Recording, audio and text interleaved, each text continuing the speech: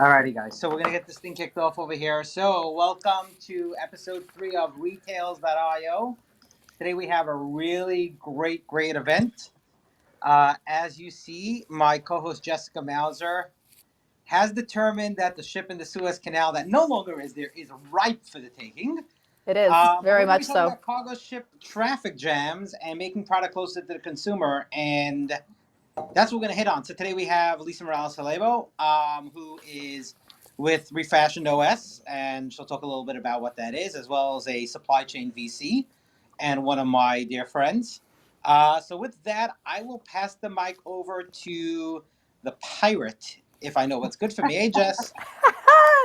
Yes, you should. Should I be speaking in R's today? I feel like I really should lean into this a little bit more. I dare Um, you. Do it. I did. Oh well, it may happen. So just be waiting. Those out there, we could turn this into a drinking game. Every time I say R, if I could end a sentence or a word in R, you have to drink. So. If only it was Um, Friday. Yeah, well, it's Tuesday. It might as well be Friday, right? It's the same thing. It's December, people. Well, I guess almost. It's almost December. Anyways, thanks everybody for joining us. We have the Retails.io team here today discussing cargo ship traffic jams. Are you actually going to get those Christmas presents? But more importantly, can we save the world by figuring out a solution to our cargo ship traffic jam? And that is why I am the pirate. I'm here today to introduce the question, and I'm hoping that Lisa has the answers, which I know she does, actually. I'm already truly convinced that Lisa has the answers to all of our shipping problems. So with that, Lisa, let's start with the first question of, can we save the planet through fixing our logistics and supply chain issues that we are seeing right now? What do you think? Is it a Oh, yes or a no?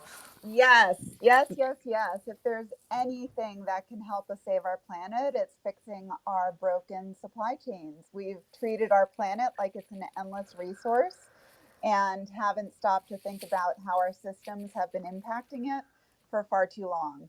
It's been a long crusade of billions of dollars spent onto making the consumer feel like it's all their fault when it really is primarily the fault of big business. I Got love it. that. So, Lisa, can you talk a little bit about how you propose that we go about this? Obviously, it's one thing at a time. None of us have the power to do it at once, but Yep, you've come up with some really interesting ideas that over time you've put into motion. So if you just talk a little bit sure. about some of that, would be Well, great. let me give people a little bit of my background, because nobody knows who I am amongst all your cool cat friends. I'm sure I'm no pirate.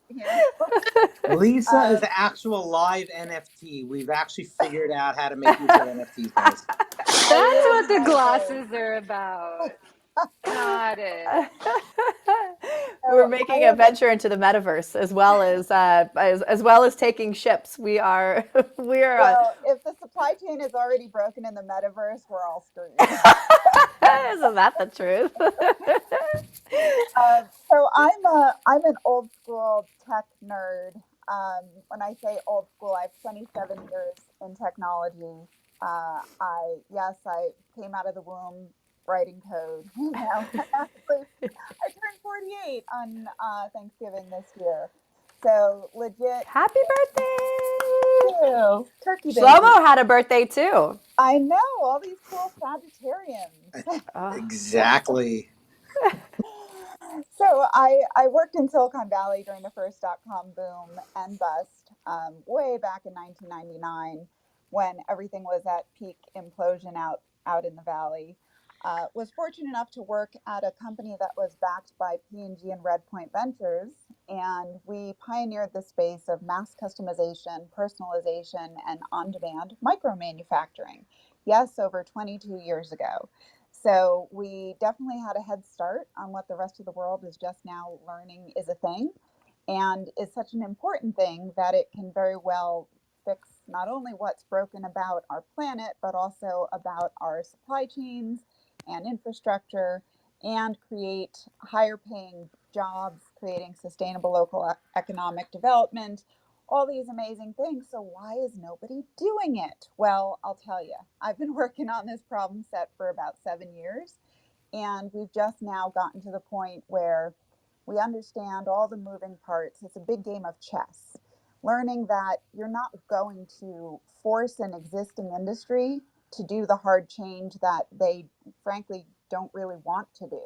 It's not in their incentive to do. There's too much inertia, there's too much politics, there's too much invested into legacy archaic systems and infrastructure and processes. So why on earth would they want to disrupt themselves?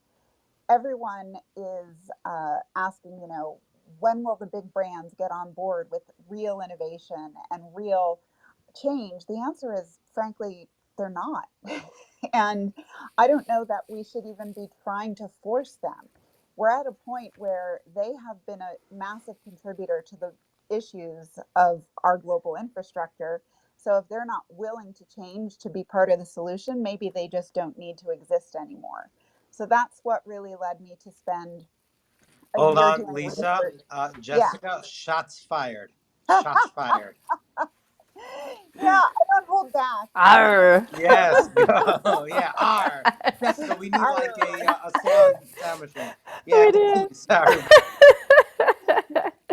Uh, So I founded the New York Fashion Tech Lab in 2014 with Macy's, J. Crew, Kate Spade, Ralph Lauren, Li and Fung, Global Brands Group, LVMH, Ann Taylor, Alex Mani, and others. And we're going through Techstars, the largest tech accelerator in the world for a fashion tech company. And what I realized is that VCs didn't know jack about fashion or retail or supply chain, and they would much rather not admit that they don't know anything. They'd rather tell founders to change their business model to something they did understand so they could invest. That's when I realized, well, maybe we need a different type of accelerator. So founded the New York Fashion Tech Lab, the first accelerator, partnered with all the major brands and retailers to help them basically help themselves. And unfortunately, what I learned talking behind closed doors to the C suite of all those brands for the better part of a year was that there is zero incentive for their C suite to actually do the hard, right thing. They're really incentivized just to get their bonus. So they're investing in more shiny objects and couldn't care less if their company was the reason the planet burned to the ground or if their company went under in 5 years, as long as they get their bonus and jump jobs every 2 to 3 years. So that made me pretty angry. I realized I'd built an accelerator to help this industry help themselves. And they frankly were like, nah, we're good. So I left after the first cohort to study the apparel supply chain for a year. What I realized, my findings applying my design thinking degree to this problem set of specifically fashion supply chains, if we're truly going to try to eliminate the 30 to 40% volume over production inherent in our globalized supply chains, we need to localize them. We need to make them post purchase, and we need to make them sustainable, regenerative textiles. So if we're not going to actually work with the biggest brands to do that, what would it look like if we blew up the current paradigm and made it from scratch? Turns out it's faster and cheaper to build a new paradigm from the bottom up today than it is to try to retrofit the current globalized infrastructure. And in doing so, we're creating the opportunities for localized on demand microfactories where your volume can shift from your finished goods now to your raw materials, and your raw materials can become circular regenerative textiles that are post-consumer waste, of which the US produces 4 times the textile waste of any other country in the world. So we're literally drowning in generations worth of fibers. We don't need to be growing another single crop of new fibers if we just invested in the infrastructure needed for regeneration. If we make things that we actually need within a localized region, it'll free up our ports. So much so that when I first started talking about this at the Worldwide Supply Chain Federation, Maersk realized, wait, that's going to impact ocean freight. Well, yeah. If we can free up some of the massively bottlenecked ports, wouldn't that be a good thing? Well, not if you're in ocean freight, I would imagine. They're having record sales numbers over the past couple of years due to the pandemic. but there's definitely going to be a crash on the other side when they realize that due to the pandemic, every region, every nation that has been investing in creating localized infrastructure to produce products that are critical to their sustainability, to their national security and welfare within their own demographic and region. So yeah, So Lisa, can I ask a question? broad. So did Maersk indicate at any point that they're going to just start producing a bunch of love boats to like offset the revenue? Maybe even a pirate experience? We're going to have to do something with all these big ships once we don't need them anymore because we start domestically manufacturing once again. I mean, really, what are we going to do with all these big ships? Okay, No, Lisa, I've got a actually, it would serious be question. cool to have floating manufacturing hubs that float to the ports that need the supply. You know, you can have these micro factories on Lisa, board. I was going to say, can we make them stores? So Yes. we're like on the same wavelength, like Yeah, and half Go manufacturing, Puff. half stores. When you Yeah, need a delivery, you just pull up next to the ship, the store ship, the manufacturing ship pulls up next to the store ship, and there you go. Problem Exactly. solved. Guys, we okay, solved that's it. Bezos's plan for Mars, guys. Okay, I mean, You don't guys, spill the it's a beans. lot cheaper than building in California. So This is true.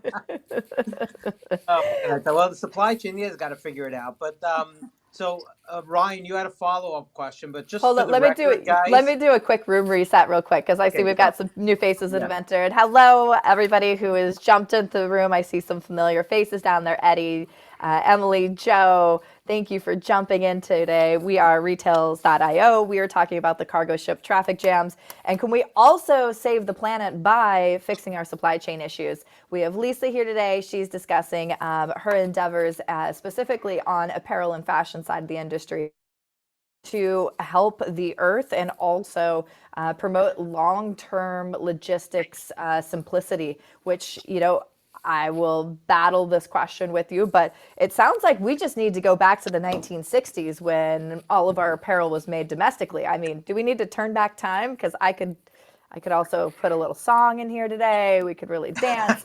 But with that, I know Ryan was leading into a question, so I'm going to let Ryan take it from here. Thanks for jumping in. And hold your questions for now. Those of you who are in the audience, we will definitely have an open Q&A in just a few minutes. So thank you for joining us. Okay, Lisa, here's the hardball question. Kidding, it's soft. It's very clear. There have, for the better part of a couple decades, been incumbent national apparel retailers that have overconsumed themselves into the business of overproduction. Essentially, demand has been feeding and driving cheap clothes kind of hand over fist, so to speak. And so it's been a race to the bottom. That being said, what do the incentives really look like if you knocked on one of these large apparel businesses? You know, I struggle with the fact that people are making lots of proclamations on sustainability and all these other things, yet like 80% of what they're selling is at a pretty extreme discount to kind of prop up the business model. But in light of that, and let's just take it at face value and say, well, customers demand cheap stuff. What do the economics really look like? Because you're talking about resources, you're talking about manufacturing, you're talking about labor, and of course, a big savings in transport, custom duty freight. How does that sort of line up in your opinion? Yeah, so we've done the hard number crunching to really understand the unit economics of localized manufacturing because, of course, everyone starts with the, oh, but the labor cost, it'll never be cost effective produced stateside. Well, it's not just the labor cost. You know, everyone's done this magical math where they've separated all the silos of a business and the actual cost of goods sold from how it's actually produced. And you can't really divorce the two, one from the other, because your cost is not just the cost of your labor and raw materials and time, SAM calculations to produce a garment. It's all the other things that have gone into it. And then you couple that with your volume-based model, whether it's 2,000 units or 2 million units, you're just never going to get good enough at guessing at the sizes, and across the board, it's always 30 to 40%. You're just off. So that 30 to 40%, when you reclaim that, it's margin erosion right now. if you're getting a $2 t-shirt and you have to throw away 30 to 40% of them or put them into landfill incineration after deep discounting them, it's not profit. I don't know where this magical math came from, but it's pure loss. And not only loss, but waste and impact on our environment, in just getting it to exist in the world. And then additional cost and waste shipping it from stores to landfill or incineration. Because let's face it, people don't have their regenerative reverse logistics built in for reuse. So we've seen a baseline of 50% higher overall profit margin on being produced in the United States with our higher labor cost, with our even higher cost of goods sold, the raw materials and everything that goes into it, just because we're saying produce it after it's been purchased at full retail price. That alone is skewing your to show you the true cost of your unit economics behind made in the USA versus your volume overseas production, which tends to hide the cost because it's all in these other pieces that are across a giant global infrastructure. So nobody really likes to take a tally of their customs and taxes, their global staff for compliance, and their raw materials sourcing, their ocean freight, cargo. Just a container in the last couple of years has gone from $1,500 for a 40-foot container to over $20, $30, $40, $50,000. I've heard people have been bidding up on the same 40-foot container. So when your costs become variable and you have zero control over them, you need to find a better way. And it's So wait.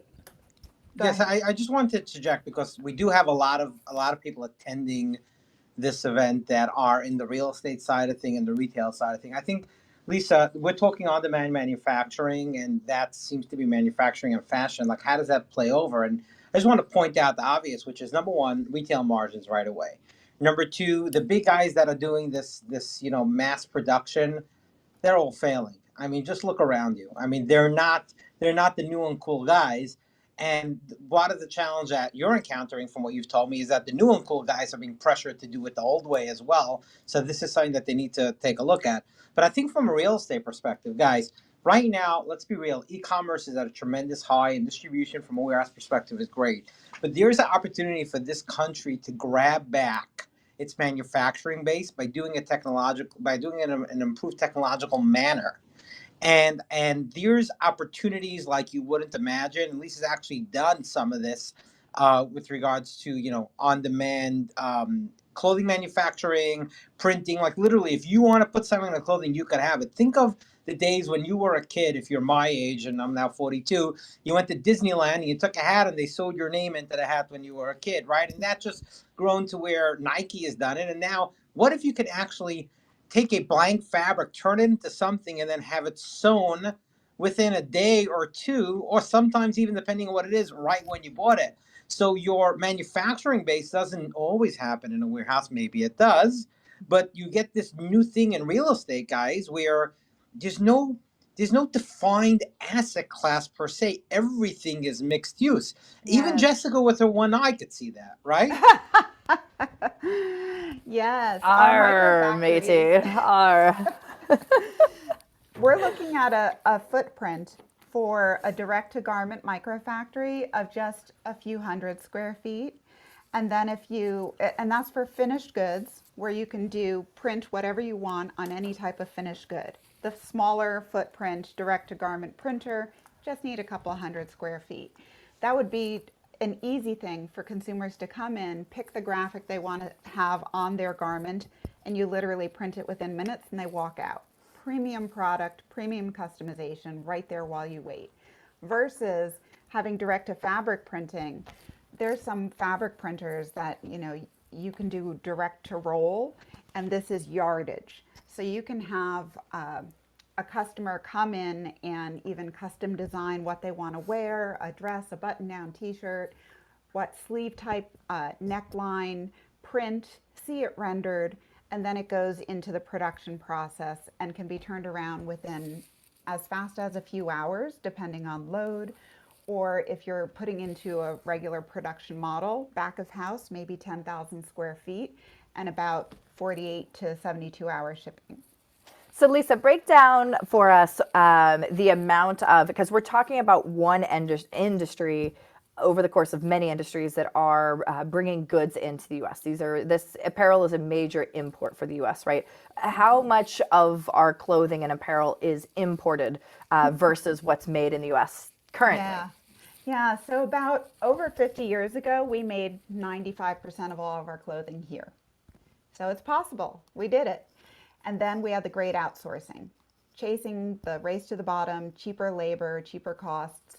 And now about 90% of our clothing comes from overseas. We are starting to see new pockets peaking up in the US, in LA, of course, New York, and even new regions all in the Midwest and southern states. So there still is a sizable apparel and textile industry here in the United States. It's over $70 billion still. And that's with, the majority of it going overseas. So if we can just invest in a little infrastructure to support the local businesses that have managed to stay open and keep this vital infrastructure alive so that we can reinvest in local production, we'll see nothing but upside, because we're taking these existing businesses, teaching them a new model, helping them get new upgrades in their hardware, software infrastructure via financing. And within a few months, they could be working under this new paradigm within a micro factory producing on demand. We've seen returns on the digital printing equipment in as little as 6 months. I mean, that's pretty amazing. And when you think about that, this is just one piece of a greater equation of goods that are coming across our seas, that are coming across on ship, that are creating these backlogs of 100 ships out there. If we can start to take a bite out of the apparel industry, and you can take a bite out of, maybe it's medical industry, you start taking little bites out of little pieces of each industry as you go, there is actually light at the end of the tunnel, that there is a long-term solution to not have these problems. I think the other thing we need to think about, has anybody done their shopping yet? Like, anybody been online lately to see how much, I don't know, like do you know what Shopkins are? This is such a mom question. Come on, Shopkins? Like, I got you. I know what Shopkins are. I got Thank you. Yes. Okay. I know They're what those little plastic things, and they're like total choking hazard. I have no idea. Okay, but nonetheless, so my kids are like, oh, I want a Shopkin for Christmas. I'm like, whatever. So I go to order this pack of Shopkins. It's normally like $12 at Target. It was literally $48 on Amazon. $48 for these. And I'm like, wait a minute. Like, at what point does this stop making, like, this doesn't make sense anymore. Like you're not getting Shopkins. I'm gonna get you like a wooden cat doll set. I don't know, something. Go 3D print some Shopkins at a maker lab. Hand paint them. There you go. Thank you. Thank you. Right. And Jessica, I think you're hitting on something that, Lisa, you and I kind of bantered about this earlier, but the consumer, I mean, yes, all of the economics are very important, but like the consumer is also demanding this change, right? They want less waste. They want to not buy things on Amazon. I think there is, a shift in the tide. And are we going to go back to total manufacture in the US? Will we ever be at 95% or whatever again? I personally don't think so. But I do think there's a way, like Jessica was saying, to kind of take these larger bites out of it and, really kind of redistribute what's happening, in the supply chain. Yeah, absolutely. So with that, as we keep talking here, for those that may have some questions, feel free to raise your hand in the audience, and we will pull you on stage to ask any of our panelists any questions you would like. I mean, nothing's off the table. Or if you're on Zoom, feel free to type into the Q&A or the chat, and we will get to the questions here as we continue to discuss. So again, this is retails.io. Today we are talking cargo ship traffic jams. Is there long-term solutions to fixing our logistics and supply chain issues? And can we also save the world at the same time? Our mateys. I am Jessica Mauser, your captain of the pirate ship today. We have Shlomo Chop here, Lisa Morales Morales-Hellebo and Brian Wolf and Rebecca Conrad. Thank you all. So yeah, we will give it a couple more minutes and continue discussing our current questions and issues at hand here, which I'm also seem to curious. be. Lisa, I have another question for you. Yeah. But okay, so building modern technology-enabled manufacturing at whatever scale in the US. Obviously, there's an advantage building something up from new because you can capitalize on a lot of technology and efficiencies and equipment and so forth. Like, how would you compare a factory in Vietnam or China, let's just say, that pumps out 1 million garments? It's probably a small manufacturer, but pumps out 1 million garments. Like, does it need the same amount of space? Is it No. substantially less? Like, how does all that work? Yeah. Yeah. So, I mean, the volume-based production has inherently a different engineered floor plan for manufacturing than our microfactory model does. So our head of engineering has 40 plus years engineering apparel and accessory factories around the world. And his life's work has basically been coming up with a new model to use these circles, a sewing circle that we call our sewing modules, and these modules are category specific. So you only need between 5 to 7 seamstresses per circle, and the digital line for printing, curing of textile, and cutting of textiles to be able to create the efficiencies needed for maximum volume throughput by category. That footprint is less than 10,000 square feet. So with your lines, you need to have everything in a line so it keeps progressing down the line. It just has a totally different floor plan and footprint than our model. My question was going to be for real estate people that are on here. What are your thoughts on the changing landscape of real estate usage, as Shlomo alluded to? This mixed use, you no longer have this super clear delineation between industrial and commercial and consumer.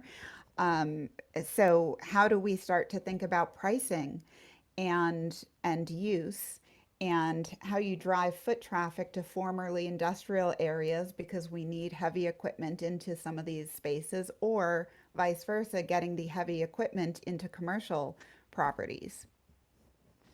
Do you really want to know the answer to Oh, that yes, I question? do. Okay, You first. get 2 minutes. We're going to let you rant and Oh, rave. here we Don't go. worry. Jessica knows where it's going. So here's how commercial real estate works. Oh, hey, you have a deal for me? Great. Okay, who's the tenant? Oh, interesting. Good credit? Yeah, okay. Were they paying the rent? Yeah, okay, good. Yeah. So I'm gonna refinance. Okay, good. Great. Okay. I got a vacation to Aruba. See ya. Not thinking about it. Developers are thinking about it, but they're only looking for credit tenants to go and take space. Commercial real estate as an industry has not gotten to the point of properly underwriting what's beneath the surface.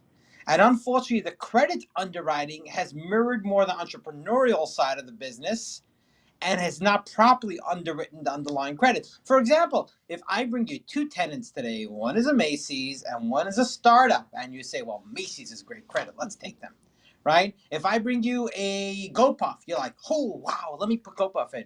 GoPuff's business economics, I'm sorry, guys, hate me for this, they don't work. The unit economics don't work. Read my whatever it is, okay? So the point is, these types of unit economics don't work.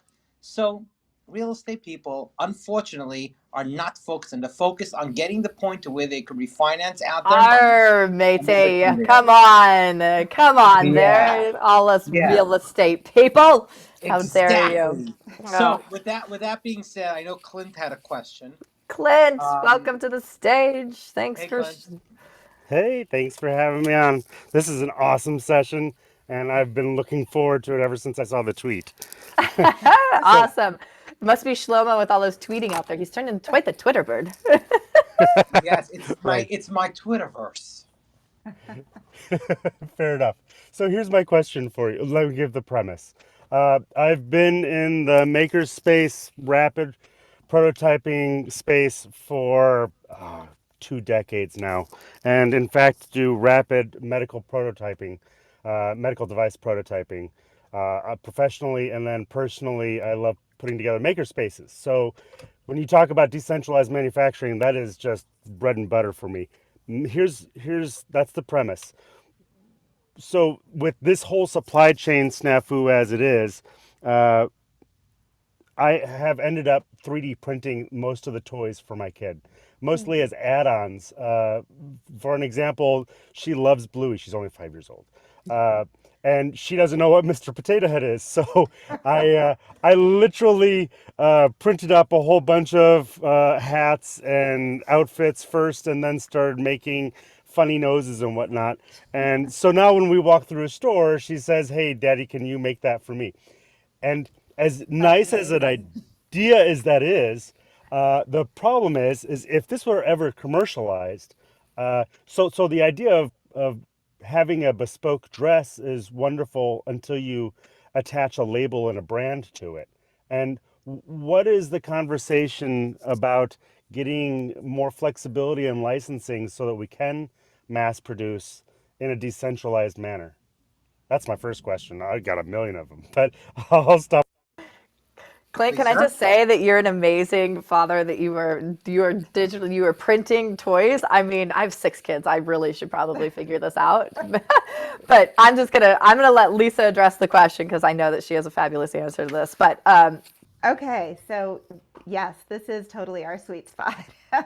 We've been our thinking matey. just such things. We believe that the future of all business relies on collaboration and parity for value creation. And so, in refashioning this whole infrastructure to really encapsulate that, we've realized that we can leverage NFTs and smart contracts to really ensure that value creators get compensated for their value creation. And this comes in many forms. For our platform and network, we're looking at fashion designers and print designers. Anything that they sketch or create is their creative IP. So they have the right to choose how to license their IP. All of the future creativity is going to become licensable IP that they get to decide who gets to license, download, and produce.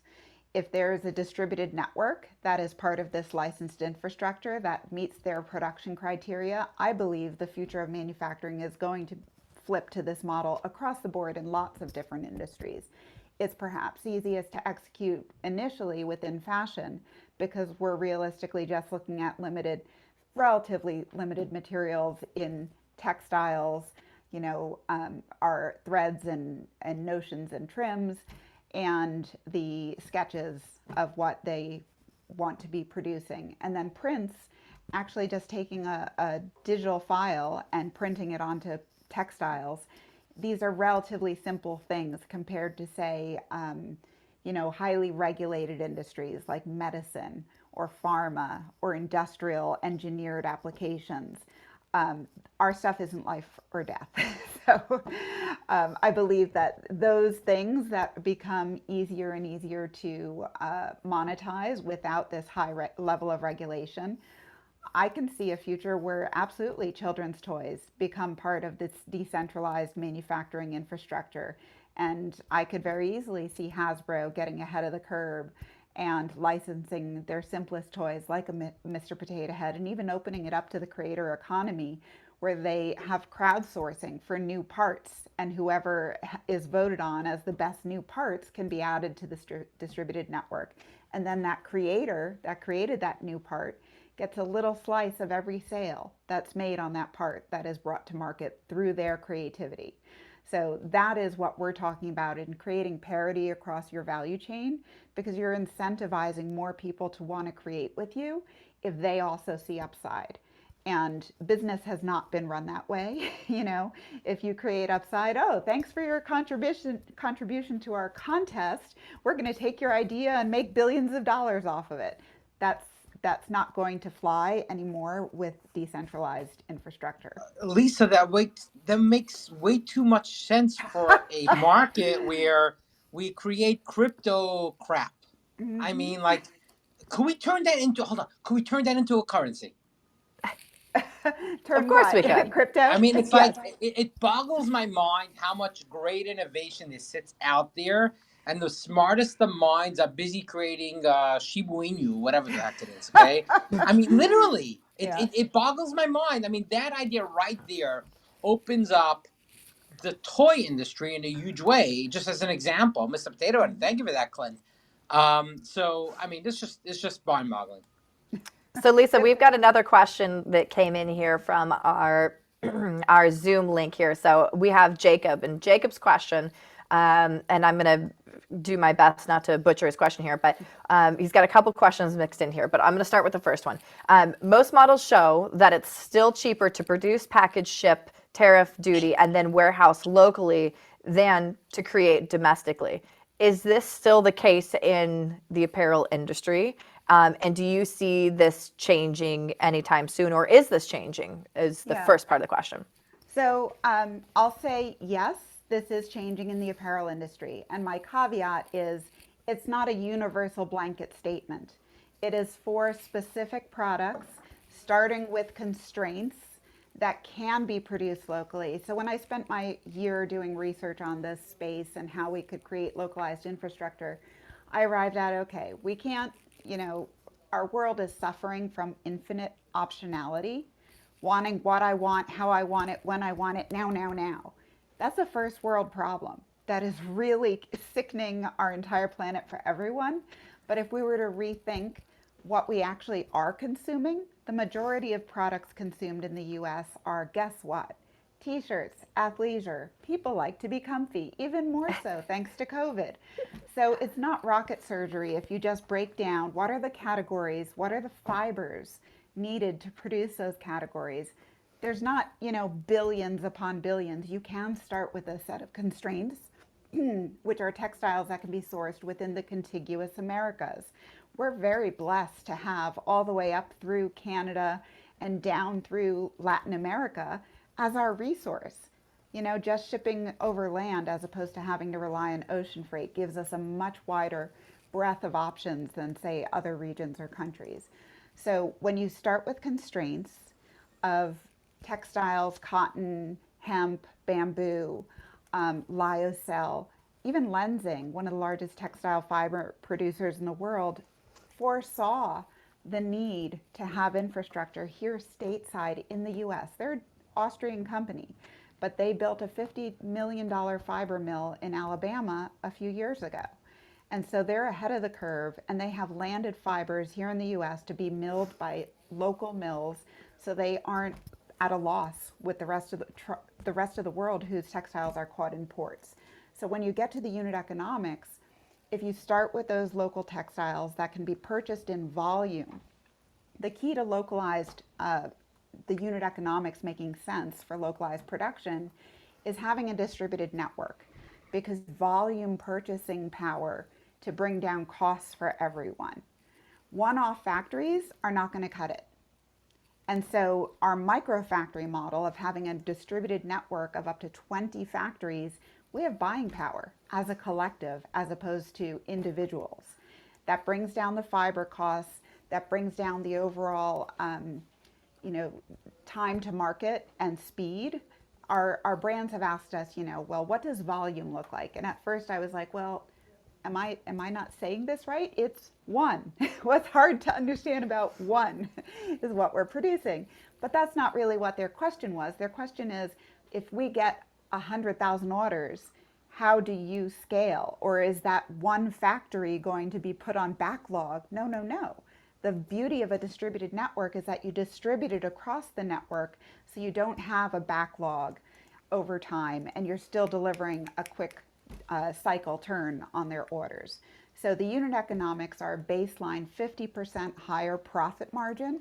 If you're looking at just recouping the 30 to 40% margin erosion that goes into the trash with your volume overseas production.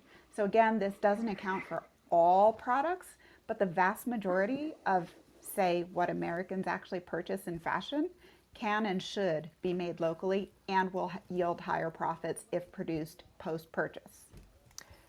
I just want to add on to that too. So the economic inefficiency in a long lead apparel production model. So you design it, kind of contemplate it, buy it, make it, put orders, factory makes it, ships it, is somewhere circa 9 to 12 months, right? So what are these large apparel retailers doing? They're effectively guessing. Now, I was part of this many decades ago, and I'll tell you, having done a study looking at each individual garment that you were projecting to sell and then subsequently buy, you were accurate slightly more than 50% on a good day, right? Not very much so. But if you think about the economic impacts of, gosh, there's this style that sold out in 6 days. If we only had 5 times much inventory, we could have made $5 million, but we can't because that's the way we make it.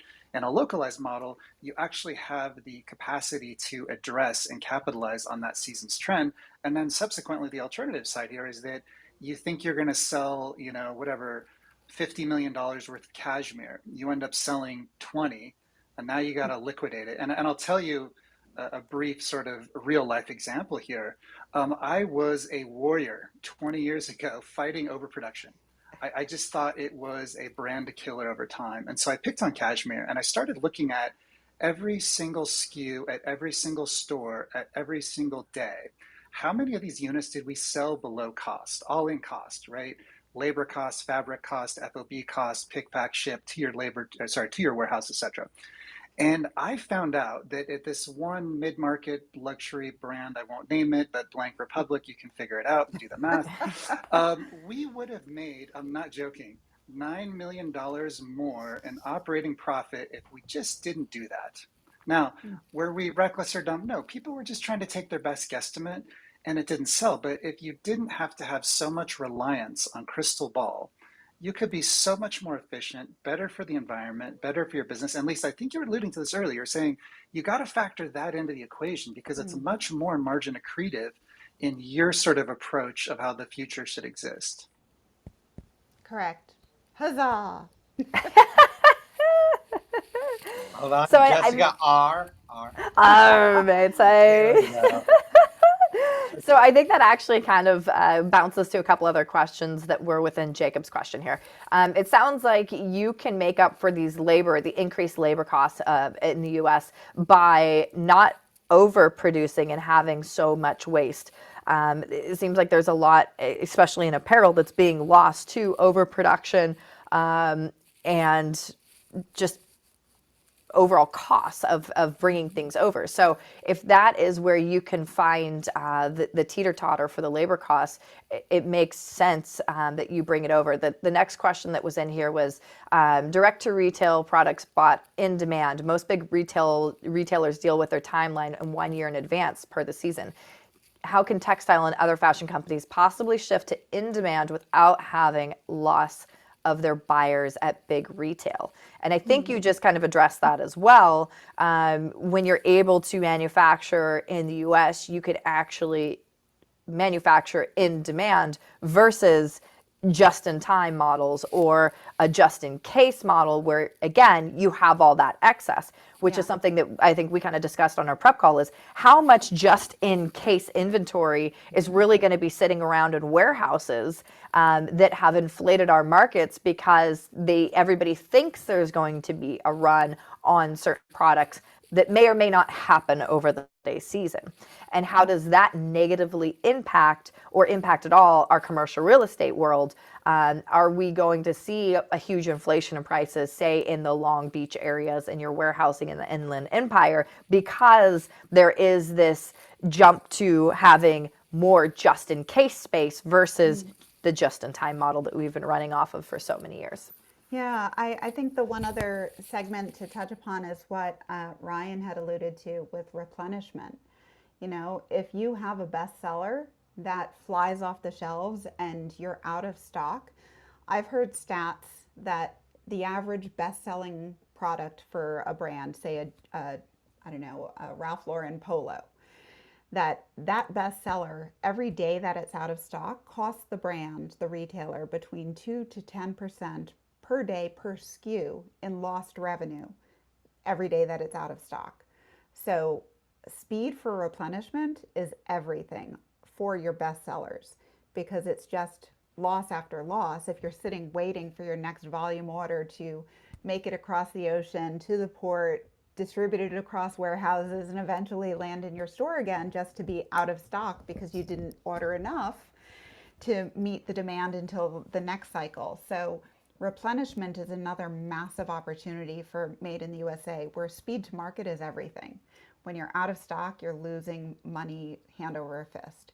I think also the opportunity you mentioned about the real estate, I'm still really eager to hear how real estate developers are going to be addressing the need for these mixed use spaces in more urban, foot traffic driven areas where the retail store is requiring less and less footprint, but now you need some sort of mixed use space, whether it's back of house, warehousing, distribution center for pickup, buy online, pick up in store, or even on demand production back of house, or front of house where it becomes almost theater and an event to book and have people come and experience with their friends.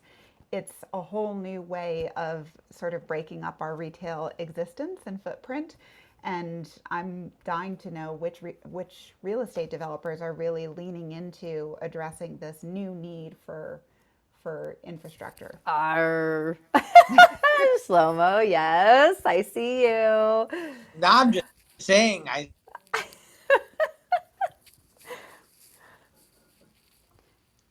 Did we stun him into silence? Yeah, okay. No. I had a call coming. So No such thing. No such thing. I'm thinking about it, but there's no one's thinking about it until it hits them because they passed all the risk on to the bank, and the bank is okay with it and issued bonds against it to a bunch of institutions that will shy away from the asset class once it changes till they could get comfortable with the new version of it. Yeah. So yeah, I've gone through that already. Yeah. I have a prediction, and maybe I hope I'm wrong. Ooh, but let's end today on our predictions. Everybody, get out your crystal ball, please. Yep. Yes. Slow-mo. Come on, you got the crystal ball. I see. Okay, we're gonna start with Lisa. Lisa, Yeah. what is your crystal ball prediction, please? My prediction is that we're going to have overseas investors capitalizing on the opportunity that U.S. markets are failing to invest in. Wow. Wow, that's a shock because it's like, hey, they're going to come capitalize on our emerging economy, if you will. Wow. They are absolutely chomping at the bit and are ready because U.S. investors are just sitting back, twiddling their thumbs, waiting for somebody to legislate and mandate that they should do something differently.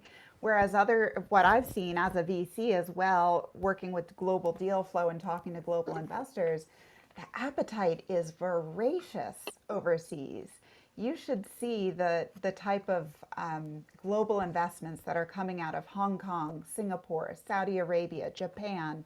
It's global, and they're unafraid to hold back because they understand that if they're first mover in something that will lead to sustainable innovation and nothing but upside, they're going to own the market. And why not own the market in other people's markets if they have one of the largest consumer markets in the world? So the US, we are one of the largest consumer markets in the world, no longer the largest, I'll say, compared to China and India. But we are one of. And so this is a ripe opportunity for global investors to come in and put in some foundational infrastructure where the future of all digitized systems are cyber physical. That means all the US VCs that only invest in pure play SaaS, we just want software. Well, guess what? Cyber physical IoT involves physical things. And those physical things are all putting out proprietary data for the first time in history. So if you do a land grab for physical infrastructure and invest in cyber physical and IoT infrastructure within that physical real estate, you are going to own a proprietary data set for everything that's built on top of it. Hello, that's so 1920s. We're in the metaverse now, and we're buying land in the metaverse and doing cyber physical in the metaverse. Hold on, how do I plug into the wall again? Hold on, where do I? Our physical bodies still need to exist for the metaverse to be a thing. And if we don't invest in keeping humanity existing on this planet, there will be no metaverse. We still aren't going to, become one with the cyber systems and upload our subconscious. Mr. Anderson. If we need to breathe oxygen, we should invest in making the local infrastructure sustainable and better for all. Rebecca, are you ready for your crystal ball? Oh, I get a crystal ball? You get a crystal ball now too. Yeah. You get a I crystal want your ball. You get a You crystal get ball. a crystal ball, and you get a crystal ball. Okay, look, it is literally the same thing that I've been saying all along, so I don't even know if this is like earth-shattering. It's retail isn't dead, it's evolving, and I think we're all seeing that, especially like post-COVID, renewed interest in retail. I think it's tertiary markets are the new primary markets. So, get out of New York and LA, go where people are, go where the population is growing. And I think it's front of house retail specifically. So I have to put an asterisk by this. Front of house retail, tech is less important. It's not about holograms and mirrors that talk to you and all of that. It's still a human business. Back of house retail, totally different. Let's talk about robotics and fulfillment and all of that. That's cool. Front of house retail, I don't think there's robots bringing you your stretchy pants to try on. I think it's still a human business. So there you go. Crystal ball for you. Love it. And I know I don't want a robot bringing me. Well, maybe it depends on the day and how many margaritas I had the day before. But yes, I like that. I don't want a robot. As a mirror owner. Ryan? I was going to bail out, but I'm not actually. My crystal ball is that we are going to do some cargo ship conversion magic. I think I hit on it earlier. I think it's coming. Give us 10, 15 years. It'll be like those empty shipping containers that you could buy 3 years ago for $500. And you know what? The creativity and the magic is not only going to be owned by Disney, it's going to be everybody and anybody. It's going to be like little play group birthday parties. You helicopter in. It's going to be like Crazy Rich Asians. Cargo ships are going to be big nightclubs. I mean, where this could go everywhere. I love it. I really do. I'm all for Shlomo, crystal ball. Crystal ball. Oh my crystal God. ball. I'm putting you on a time limit because you have 2 minutes, Shlomo. I don't know that I have one. Yes, you do. My crystal ball has a time you limit. You can't cop out. Come on. Of all people, I gotta go build a store. Let's go. Yeah, he's been crystal balling for 5 years, and all of a sudden he's shy. Oh my gosh, what do we have? What's happening? Yeah. So my crystal ball relative to what we're talking about over here is that I think people like Lisa who are at the forefront of speaking knowledge to power will be invoked so long as these companies that are in power don't listen to VCs. Those are the innovators like Lisa, and they slowly get fired by the boards or the companies decline, and they look for what to do next. They're going to look towards opportunities like that, but unfortunately, they're going to be too late to the party. So that's this unfortunate situation. I think we're seeing, just like GE broke up and falling apart, we're going to see this breaking apart of the largest companies we've ever seen, whether it's the big mall companies, whether it's some of the big banks who are making bets on things that they shouldn't, whether it's going to be, we're literally going to see the turnover of the big to the small. I just, and that's my crystal ball with the notable caveat that it's very hard to figure out geopolitical influences and how that all plays into it. And I think that if we get the right standout away from some of the really smart politicians that think they're going to solve everything in one stroke of a pen to benefit the big guys that fund their campaigns, if they stay out of the way, then we're going to see some massive influence. And by the way, there's a tsunami coming to the metaverse, guys. So just you might want to reinforce your islands and make sure that you have your shores reinforced. That's another crystal ball. All right, you ready for this? No, all right, never. I'm gonna give my real estate take on all of this. All right, so if my crystal ball, if I've got my little crystal ball and it's got the green and the blue and all the colors rolling around. Okay, so I think that our just in case model is going to drown out the warehouse and distribution real estate sector. And it's going to lead to major losses. And we are going to see a tsunami of sublease space and inventory come to the market because companies got aggressive on taking space for distribution and e-commerce that never goes anywhere. Subsequently, all these 40-foot containers that are sitting around getting stacked 5 and 6 high, they're all going to get buried underground as bomb shelters and pandemic shelters. And we are going to see a real estate increase in caves underneath people's houses from leftover cargo ships. Screw the she shed. Everybody's going underground. And that is my crystal ball. Oh my God, Jessica, you hung around with me a bit too much over here. Oh my Lord. Ta-da! Oh my God. That is amazing. Amazing. Oh my God. I hope nobody from Prologis was listening. They're probably never going to do a deal with me again. But that's fine. It's all good. That's just how this retail, industrial, commercial real estate market works. It's fine. It's cool. So with that, we will close it out. For those who are left in our room listening to our craziness, feel free to click and make sure you're following everybody on stage. Those in our Zoom, thank you so much for jumping on and dealing with all of us and the questions that came through. We appreciate it. We will have another retails coming up here. We got a December one on the books, right, Shlomo? Not yet. We got some stuff in planning. All right, we're in planning stages, but don't worry, we will be coming back. I will be in costume. We will do our best to keep you entertained and somewhat informed. So thank you, Lisa, for coming today. We appreciate your insight. Also, feel free to go follow people on LinkedIn so you can get more of our favorite topics, and Twitter and Instagram. I think we're kind of everywhere. Like, we are the metaverse.